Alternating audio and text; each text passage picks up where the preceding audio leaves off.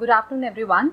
I'm Namita Wahi, and I'm very pleased to welcome all of you in this room, as well as our audience on Facebook Live, to the 13th talk in the Center for Policy Research Land Rights Initiative Speaker Series.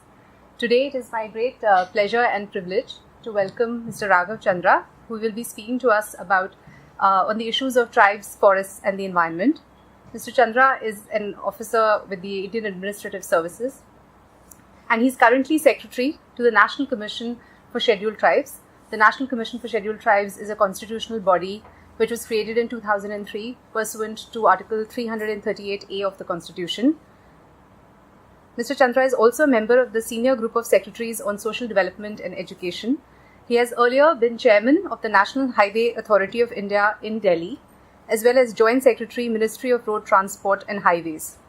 Mr. Chandra has written extensively for and been featured in reputed media outlets on various issues relating to the environment, sustainability, and other economic issues. His recent op-ed in the Business Standard, there are a few copies of that outside as well. He's also the author of a book called Scent of a Game, which is based on the trade in endangered species. Mr. Chandra is an alumnus of Harvard University and Delhi University. And today he is going to talk to us about the plight of the scheduled tribes today and the social and economic challenges they face even after 7 decades of independence from colonial rule. Even though there have been a slew of legislative policy and constitutional measures to ameliorate the plight of the scheduled tribes.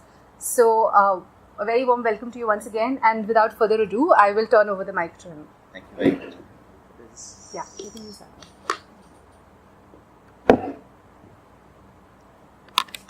Thank you, Namita, and great to be here amidst a very, very interested audience on a subject which is otherwise would appear to be quite drab. Friends, I'm going to be speaking, as Namita said, on the intersection of issues connected with tribes, forests, and environment. I have earlier also been Commissioner of Tribal Development in the state of Madhya Pradesh, which is a large tribe-oriented state. So I do have field experience from the state as well as experience of working in Government of India. I must say that most often we tend to take this subject rather lightly, even though about 9% of our population is of tribes, and they are clearly the most backward economically and socially of all citizen groups, and therefore it is our bounden responsibility to think more objectively, more compassionately about them, to discuss their issues, to deliberate on them, and to try and resolve them. Tribes are truly, in my view, the children of nature.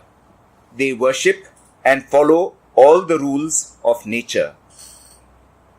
Trees, for instance, symbolize for them the everlasting energy which is latent in nature and in Mother Earth. They do not believe in wantonly cutting a tree, for it is their Dev, their benefactor and their protector. They use only the fruit and the extractable elements of the tree such that it remains alive. Even the fruit that they pick should be ripe, and rarely will they cut a tree unless it is absolutely imperative to do so. That too, after they have prayed to absolve themselves of their action of cutting a tree. For instance, the Gonds of Madhya Pradesh will normally not pick the amla, which is the Indian gooseberry, before the auspicious day of Amla Navami in autumn. The forest is essentially sacred for all tribes. The tribal belief is that they are born from the womb of nature and will return to it after their demise. That is why they express their eternal indebtedness to nature and also equate the earth with it, venerating it as their mother. Sometimes they, as for instance in the case of the Begas of Madhya Pradesh and Chhattisgarh, and I'm just mentioning a tribe, it could be many more tribes that follow this, perhaps all tribes follow this. go to the extent of not adopting plough cultivation and continue with shifting cultivation, since ploughing, where the iron share is used in cutting across the soil, amounts to lacerating the breasts of Mother Earth, an act which they equate with matricide. A parallel to this can be drawn with no-till cultivation for carbon capture, which is being advocated today in some parts of the Western world. Because of this respect for Mother Earth, tribesmen are extremely cautious about the use of resources, drawing only upon those that they need for their bare minimum survival. It is this frugality in today's consumerist world which makes tribes unique. Tribes are inseparable from and integral to the very survival and sustainability of the forest ecosystem. Neither can survive in isolation from the other. In the past, tribes had to surrender their forests and their minerals to the exploiters. In fact, I would hazard that the history of tribal society is the history of the exploitation of the tribes and not one of their inherent potentialities, their wisdom, or how they can be benefited or how they could benefit society. And yet, tribes continue as the sentinels of peace, guarding nature, seldom over-exploiting it, and always happy with less. Various committees from time to time of the government have concluded, and I'm just quoting the Bhuria committee, but many others have said this: tribal life and economy in the not too distant past bore a harmonious relationship with nature and its endowment. It was an example of sustainable development, but with the influx of outside population, it has suffered grievous blows. The colonial system was established on the basis of expropriation of the natural and economic resources of tribals. Currently, tribals and tribes are defined as those that possess primitive traits, subscribe to a distinct culture, are geographically isolated, suffer from backwardness, and are shy of establishing contact with the strangers and the outside world. India has about 705 scheduled tribes, and the population is about 104 million, comprising 8.6% of the total population of India. In terms of geographical area that they cover, it's about 13% of the overall geographical area of India.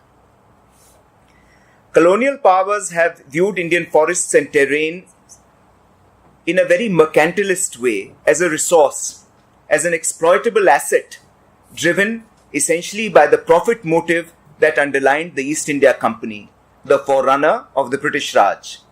Thus, they approached our forests as the perfect source of timber for building their railroads, our railroads, for railway sleepers, and for the housing surge in Europe and England. Another significant development was that two gentlemen, Heatley and Summer of the East India Company, located coal in many tribal blocks way back in 1774.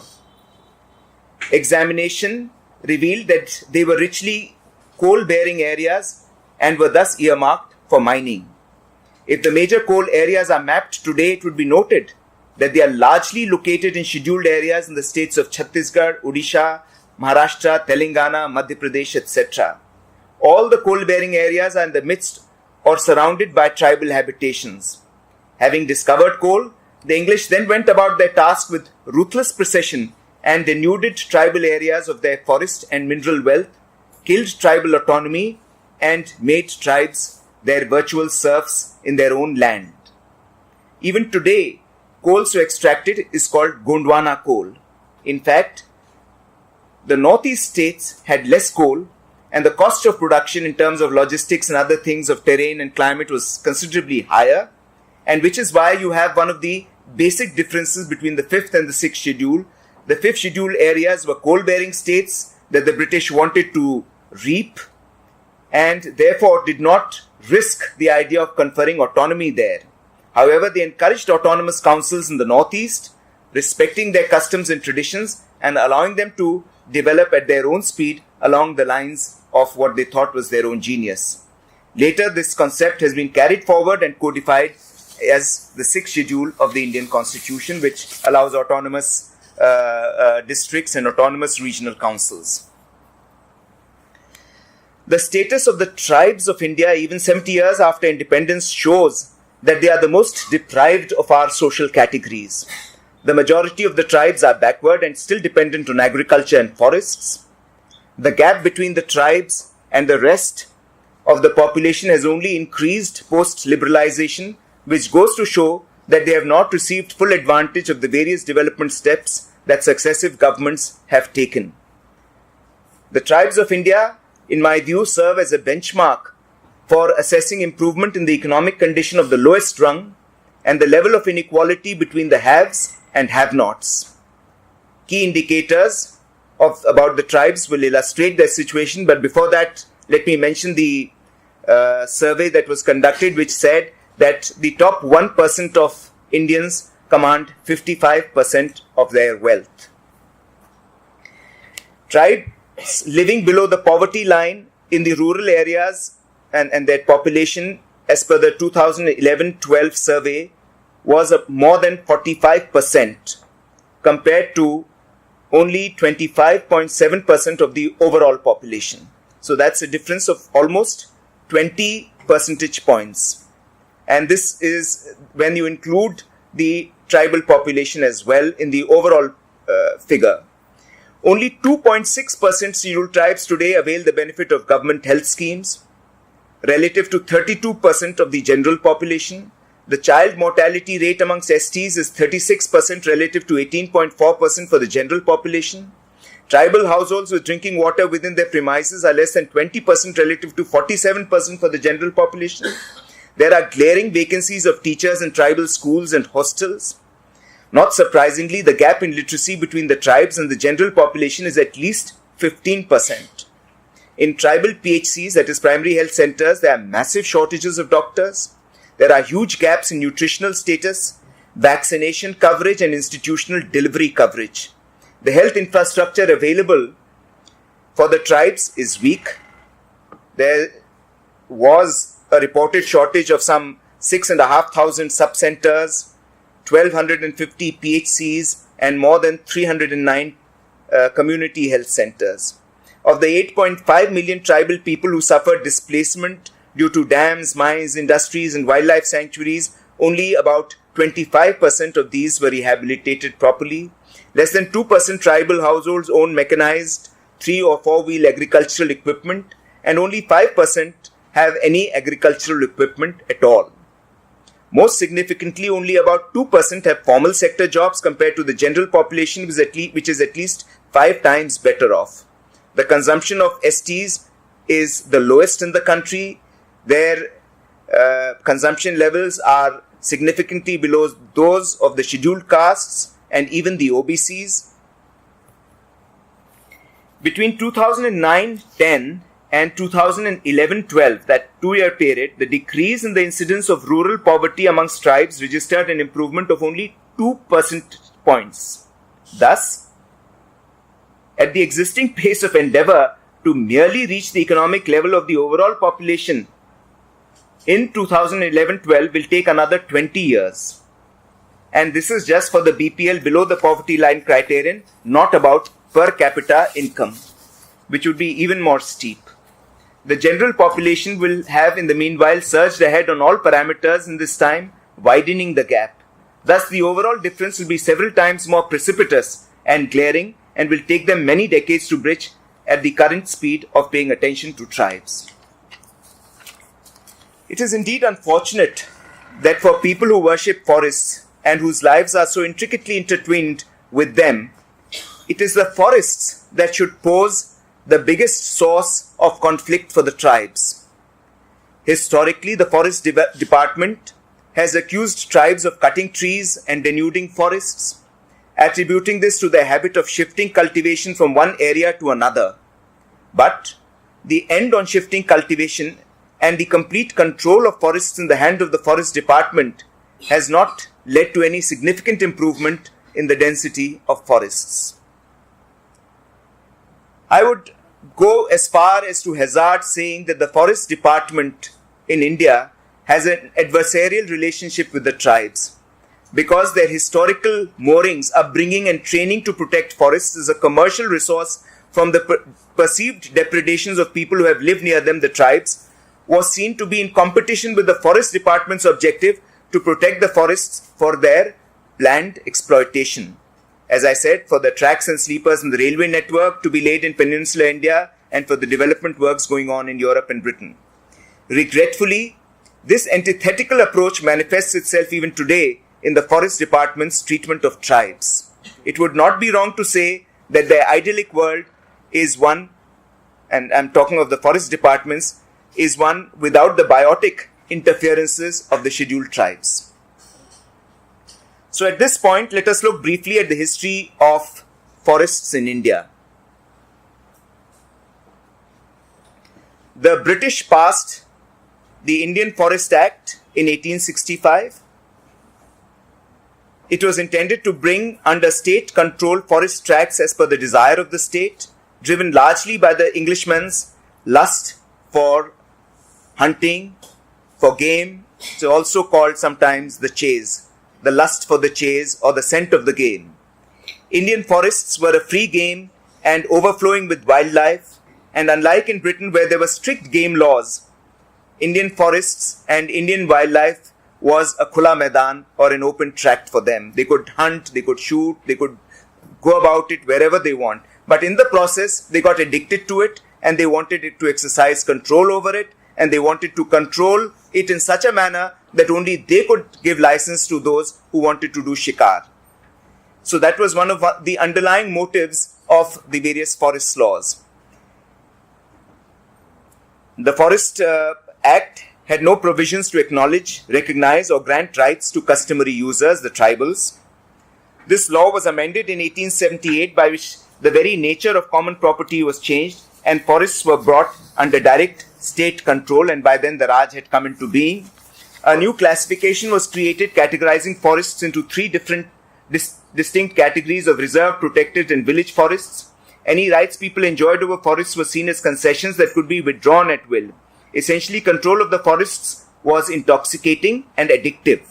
In 1894, the British government declared its first forest policy resolution in which state control and commercialization of forests again formed the dominant motive.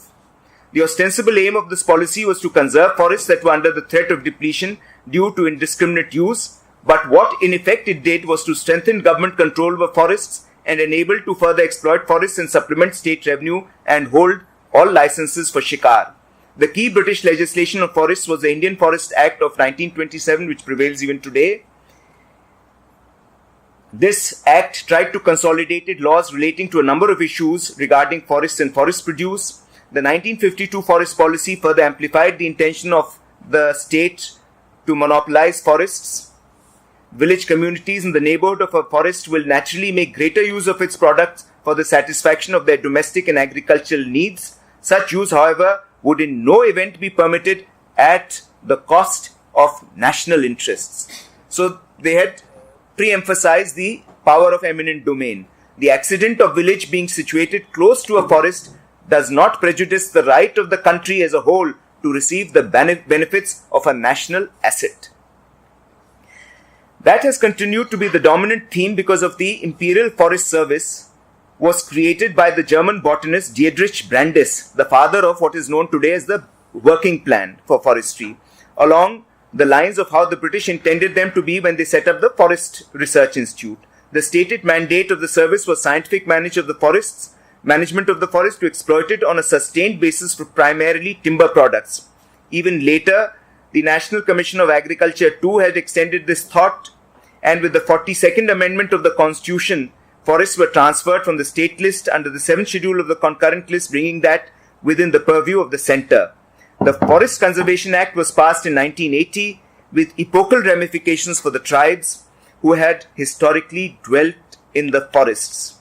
This amendment was after the Forest Department was transferred from under the Ministry of Agriculture, and there is an implication to its transfer from the Ministry of Agriculture to the Ministry of Environment and Forests, thus shifting the focus from revenue earning where tribes could be employed to serve the Forest Department to one of conservation. This act aimed at conservation of forests and wildlife and greater state control. It resulted in greater state control in reserve forests and provided for penal measures in case of contravention of these provisions.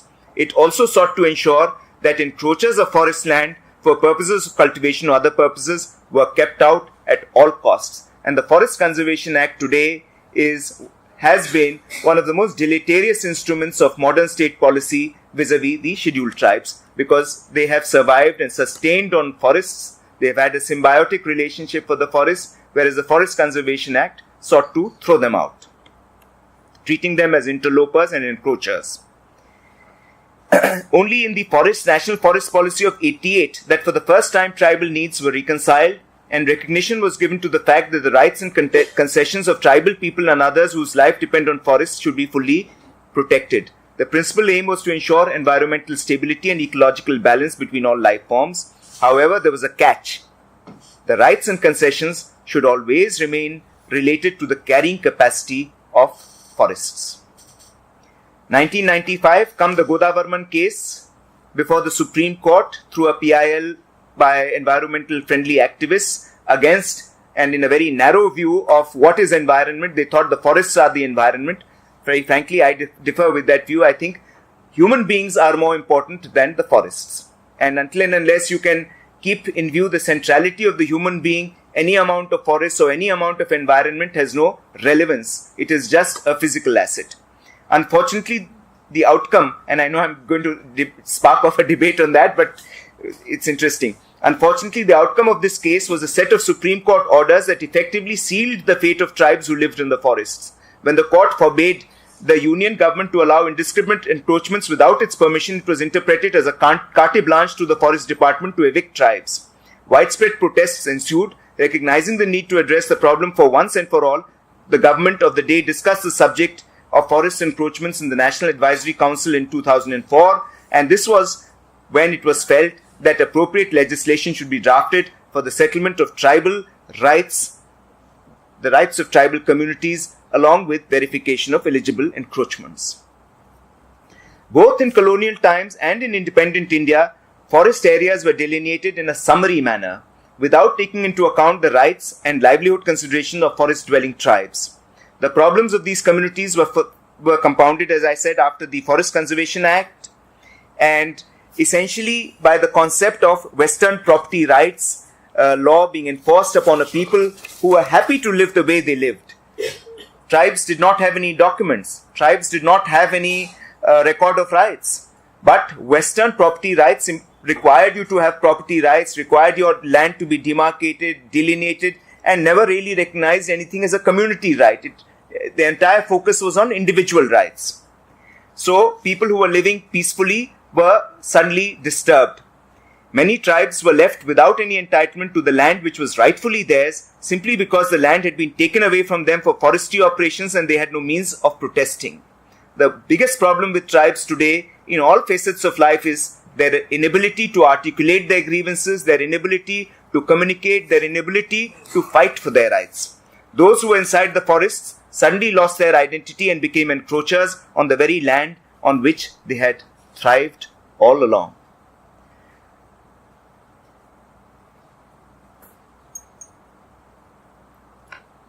And what happens when you deprive a community which has all along sustained on a forest? You deprive them of the incentive to safeguard the forests. So that again has been a major milestone in the history and development of our forest environment. The Forest Rights Act clearly was a historic milestone which sought to correct the injustice which was meted out to the tribes in the process of colonization, because it ensured for the first time the rights and livelihoods of forest-dwelling communities, essentially the scheduled tribes. As is stated in the preamble to the Forest Rights Act, forest rights under pre-existing forest and wildlife laws were not adequately recognized in the consolidation of state forests during the colonial period and then again in independent India. It allows for reopening of cases even in national parks and sanctuaries. The FRA, the Forest Rights Act, is based on the premise that forest-dwelling communities are integral to the very survival and sustainability of the forest ecosystems and therefore invests such communities with responsibilities and authority for sustainable use conservation of biodiversity, and maintenance of ecological balance. We must remember that 38% of India's forest cover lies in the scheduled areas. Despite acceptance today of 44% claims under the Forest Rights Act, and which is actually, we'll talk about it in due course, which is not a good figure. Contrary to the fears expressed by the Forest Department officials, the overall forest cover in India today has actually gone up. The 2017 State of the Forest Report says that the increase in the forest cover has been observed as 6,778 square kilometers and that of tree cover is 1,243 square kilometers. The increase in forest cover has been observed in very dense forest. In fact, the State of the Forest Report says that the total forest cover in the 215, and this is the only mention about tribal in the entire State of the Forest Report, says that the total forest cover in the 215 tribal districts across 27 states and union territories is 4,21,170 square kilometers, which is 37.43% of the geographical area of these districts, and that there has been a net increase of 86.89 square kilometers in the forest cover in these districts. Clearly, it is the tribes who have protected forests and have conserved them. There may be, some states may show slight depletions of forest cover, but overall, if you look at the net balance, as the report says, there has been an increase. So what can be a bigger certificate of acclaim for the tribes? The total forest cover in India, incidentally, is about 7 lakh square kilometers, or 21% of the entire geographical area of India. And empirically, in terms of perception, this fact is further borne out by the example, for instance, where tribes still undisturbed in forests. Take, for instance, the Sentinel Islands of the Andamans. There, the forests have not vanished, but are clearly conserved. It is only when the tribes are extricated from their natural environment that forests are subject to threats of denudation. The vanishing of forest cover has to do with the exploitation of forest wealth for minerals, timber for modern industry, never for letting tribes sustain on it, and vice versa. However, there are still large areas which are neither clearly on the books of the Forest Department, and this is one of the prevalent issues, or the Revenue Department. These are called unsurveyed villages. These were villages which were kept out of the purview of the working plan for whatever reason, because they were considered impractical to use, or they were unconnected areas, or because the forests there were not of a very good nature, timber-bearing nature, or it was logistically difficult or unremunerative in terms of cost-benefit analysis to work there. Or there were unrecorded habitations which have forests. As per the 12th December 1997 Godavardhan Supreme Court judgment, they too classify as forests and therefore can be allotted under the Forest Rights Act. However, they cannot be used by tribes because of the prevalence of the Forest Conservation Act. Such FRA pattas do not confer title on them. Section 4.1 of the FRA comes with a non-obstant clause, that is, forest rights are recognized and vested, notwithstanding anything contained in any other law for the time being in force. So while in effect under the FRA, as a matter of scrupulous choice, there should not be any need for conversion of forest villages into revenue villages, but practically speaking, the Forest Department has obstructed granting of rights under FRA on this ground. If the various ground level committees do not send a proposal for approval, the district level committee has no choice but to unfortunately reject the claim. So as I mentioned, there are a large number of forest villages all across that are sought to be converted to revenue villages. I'll give you just one instance of Madhya Pradesh. There are something like 925 such forest villages for which the proposal has been going up and down between the state government and the central government, where they have not yet been converted into revenue villages. Has the FRA been implemented, and I consider it one of the most powerful legislations of its time, been implemented properly? Under the Forest Rights Act, total claims filed were, as per the statistics that I have from the ministries, about 41,89,712. Of the 40,36,805 individual claims, only about 44% claims have been approved. Of the 1,43,000 plus community claims, only 48% were approved. In some states, the approval rate is sensationally poor. For example, Karnataka, where out of 2.7 lakh individual claims, only some 14,667 claims or 5.5% were approved. So there is clearly a disconnect. There is clearly something wrong which needs to be looked at. What have been the flaws in the implementation of the Forest Rights Act? So meetings at the initial tier, the Forest Rights Committee, were not always held at the hamlet level. Now, tribes do not live as one contiguous whole, as one village.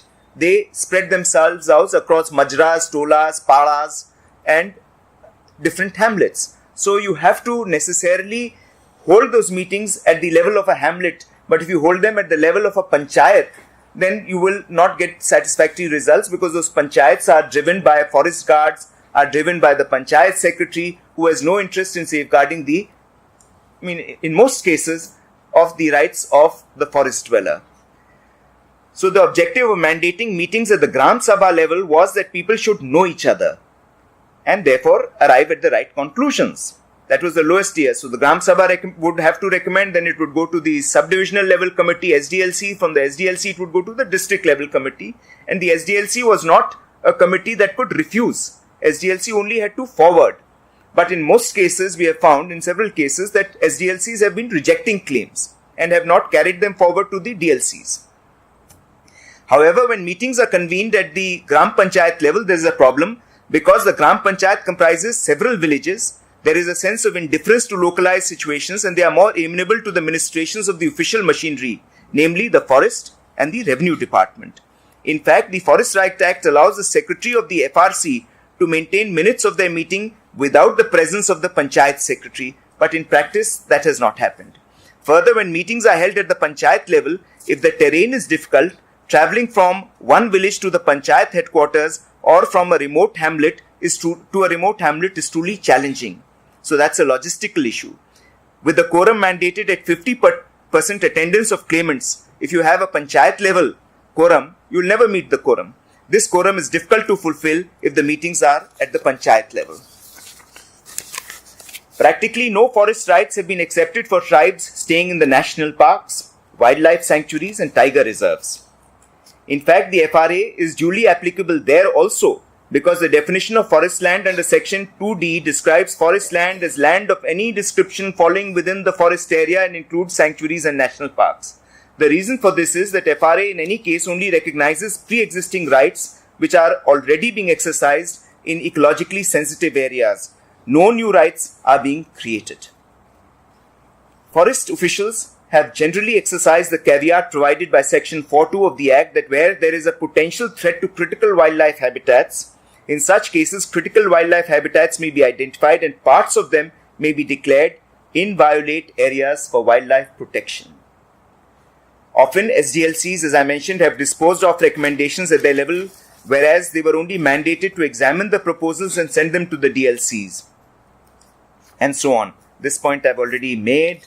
And another point is that community forest rights have been granted largely for charagas or grazing rights, talab, pangdandi, very sparingly for minor forest produce. And the most important thing for scheduled tribes who thrive and sustain on forests are the minor forest produce. Now, to give you one glaring example, the state of Odisha, for instance, has not allowed tendu patta collection rights under the community forest resource or community forest rights, because they want the state and the state's agencies to manage tendu patta. Even the state of Madhya Pradesh, it is the state Laghu Vanupaj Sangh, the minor forest produce organization, which collects the tendu patta. They no doubt collect it, they store it, they dispose it through auctions, and they finally end up giving a bonus to the tribes, which is perfectly fine and legitimate. But it is not that the tribes are owners of that property. It is not as if they have been groomed to learn to dispose it off, to learn the skills of business themselves. Now, community forest resource, as defined under section 2A of the FRA, as means customary common forest land within the traditional or customary boundaries of the village or seasonal use of landscape in the case of pastoral communities, including reserved forests, and protected areas such as sanctuaries and national parks to which community had traditional access. Section 311 also stipulates that CFR are rights to protect, regenerate or conserve or manage any community forest resource which they have been traditionally protecting, conserving for sustainable use. These provisions are strengthened by Section 5 of the FRA, where it is stated that the Gram Sabha shall have the power to protect the wildlife, forest and biodiversity, ensure that adjoining catchment areas, water sources and other ecological sensitive areas are adequately protected, ensure that the habitat of forest-dwelling scheduled tribes and other traditional forest dwellers is preserved from any form of destructive practices affecting their cultural and natural heritage, and ensure that the decisions taken in the Gram Sabha to regulate access to community forest resources and stop any activity which adversely affects the wildlife, animals, forests and the biodiversity are complied with. There is a considerable confusion about the role of the Joint Forest Management Committee and the Gram Sabha and the FRC, the Forest Rights Committee constituted under the Forest Rights rules. The JFM is at the Gram Panchayat level, whereas the Gram Sabha is at the village or even hamlet level. And so on. So I have already mentioned about these things. Now let me come to the subject of displacement. Namita, just keep telling me how much time I have. About 10 minutes. Okay. So historically, we are all aware that there has been large-scale displacement of tribes from dams and industrial projects. 37% of all large dam area acquired has been in the scheduled areas. 70% of mining rights are in scheduled areas, and not surprisingly, 90% of mining royalties that are collected by the government are from scheduled areas. Some 12 lakh hectares of forest land has so far been diverted for non-forest use between 1980 and 2009, according to a statistic. Some 400 odd road, railway, irrigation projects are coming up, and these will disturb tribes and people who have been sustaining themselves in the forest like the tribes. The state mining corporations have become fronts for land acquisition for mining projects. I mean, this is a statement I'm making, and I can explain this. I'm making a statement only because I don't want to go expound it for shortage of time. Overall, 40% of those displaced are tribes, and that accounts for, as per the department statistics, about 85 lakh tribals displaced, of which 25% only have received adequate relief and rehabilitation. I have been collector of Khandwa. I witnessed the Narmada Sagar land acquisition process. I can talk about it at length. And now we have visited Polavaram, which is going to acquire some 1.62 lakh acres, and something like a lakh of families, 100,000 families, out of which 55,000 are tribal families, are going to be displaced. So that's about 2.5 lakh tribal people are going to be displaced from the Polavaram dam. The Narmada Sagar land acquisition experience was an experience of a failure of a market situation, market failure, because Narmada Sagar had, and this happens with all these major projects, that they are announced much in advance because somebody wants to break the auspicious news to the world. And so the Narmada Sagar had been announced first time in 1900. And it was recorded every year in the Gazette that the Narmada Sagar Dam will come up. So when you have a situation where your entire homestead is announced to be acquired for a project, will there be any buyers for that homestead? There will be no buyers. So we came across a unique situation where the land rates of the villages which were going to be acquired was as low as 500 rupees. And we begged the chief secretary at that time to allow us to take not just the village, and there were no templates, there was no Lara Act. There was nobody to guide you at that time. It was just you as a collector, you were the god. So whatever you wrote was final. But we argued and we said that, look, I mean, how can we give 500 rupees as compensation? So allow us to take a larger area, a larger radius of villages whose average we will compute to be able to award some compensation and jack it up with suitable compensations. And that's how we arrived at something which was pathetically low. I would shudder to look at those records today, but I know we improved it substantially. But even then, by modern yardsticks, those were very low rates of compensation. And the Chanera township, which has come up, Harsood, an entire tehsil was submerged. It's not a village. It's an entire tehsil which was poised for submergence for so many decades, which was submerged. And Chanera is where the relocation has taken place, which is still work in progress. Pulavaram, as I mentioned, is going to be a huge project. Only about 10% of the people who are going to be displaced have so far been rehabilitated. Only 10%. And when is the project going to be completed? 31st December 2018. So there's a lot of work to be done by that government. We've mentioned it in our report, which we handed to the President of India, and we've made some objective recommendations. Take another case of the Rourkela steel plant, which is a famous steel plant. Many of us may have come from that part of the world. And each of these steel plants, and this is just one case example, you could look at Bhilai, you could look at Bokaro and so on. 32,000 acres of land were acquired between about 55 and 75. What a devastating impact in terms of dislocation. Later, the RSP, the Rourkela steel plant, could not use 5,000 acres and they surrendered it to the state government. But this was not allotted to the tribals who had lived there earlier and who had been displaced. This was allotted to various other activities, including automobile shops, housing cooperative societies, and so on.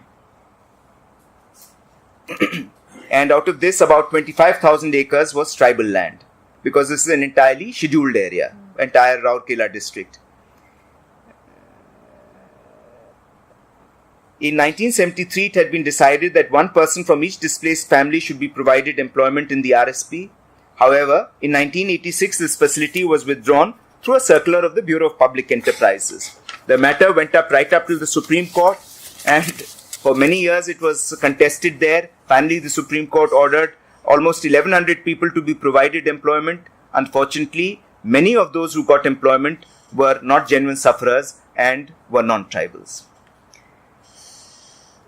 The Lara Act is a significant act, as we are aware, and for the first time there is a mention of scheduled tribes. I'm not going to all that, and there are provisions for favorable treatment for the scheduled tribes and for giving them higher monetary compensation, etc. Now we'll take up another issue, which is, among the key issues for the tribals is the issue of PESA, which you all as researchers would have heard about. Tribal autonomy is sought to be conferred by the 5th and 6th schedules of the Constitution, which has special provision for special treatment for the scheduled tribes. Further, Articles 243M and 243ZC of the Constitution clearly mandate that Part 9 of the Constitution shall not apply to the scheduled areas, only in a limited way and in a special way, and therefore PESA was a bridge between the 5th schedule and 6th schedule and was meant to simplify things for administrators to be able to make things easier and for allowing special autonomy and privileges to the scheduled tribes. However, the implementation of PESA has been abysmal. Maharashtra is the only state which has come anywhere close to implementing PESA. Various committees have been set up by the government. Yours truly also at one time headed a committee which is on record for making recommendations, and we made some limited recommendations. Nobody has ever implemented them. The Bhuria committee has gone into it. I don't think that has been looked at very closely either. And as a result of this, scheduled tribes have never got historically the kind of autonomy, and we can talk about it as we go along in the question answer session. So there is a great need to align all state laws, various other laws, forest laws, etc. with the PESA.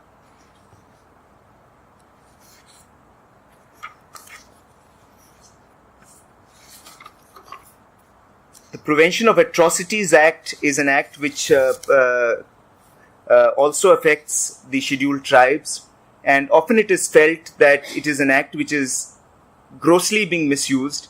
However, that is not the case. there may be instances, sporadic instances of cases where people have misutilized it, but the Supreme Court judgment and the entire basis on which that judgment has been based is, in our view, erroneous, and they have not looked at the NCRB data very closely, where they had relied on false cases. But if you look at other crimes of which are open and which run across the entire spectrum of citizenry, whether it is rapes or it is dacoities or it is kidnapping and abduction, the percentage of false cases in them is in fact more glaring than the number of false cases in the case of scheduled tribes and possibly also scheduled castes.